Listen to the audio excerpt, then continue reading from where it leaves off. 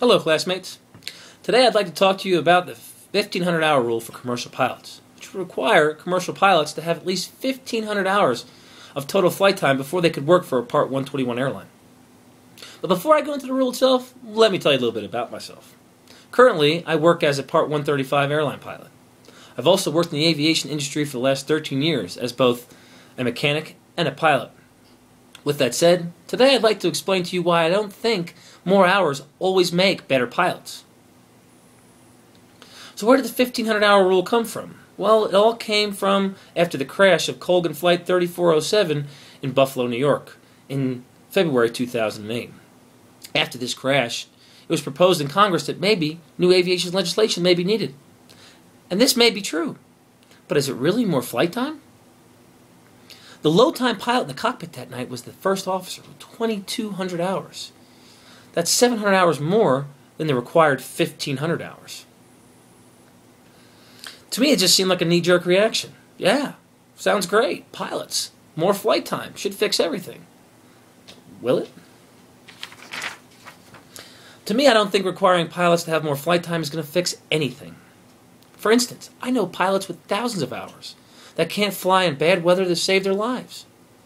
But on the other hand, I know pilots with much less than the 1,500 hours that is required by this new rule that had great situational awareness no matter what the conditions.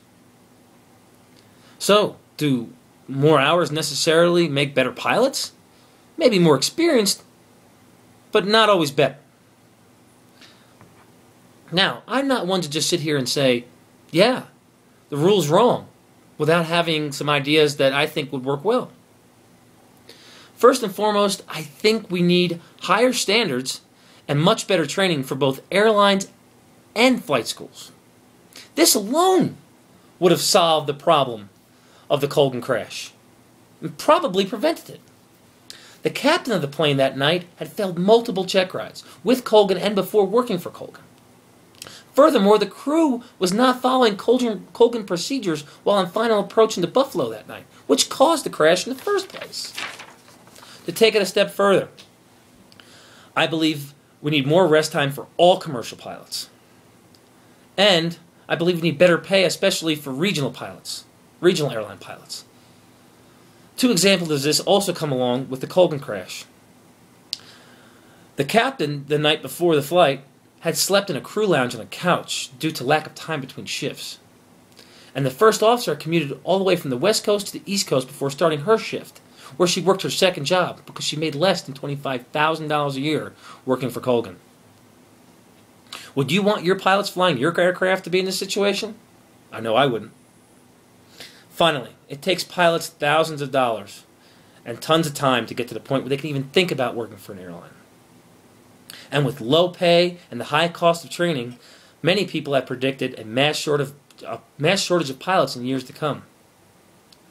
With the 1,500-hour rule, could only make this worse. I know how hard it was for me to get to the point I'm at now. And I don't want to see the people coming behind me having an even more difficult time by having to eclipse this 1,500-hour mark before they can even accomplish their dreams of becoming an airline pilot.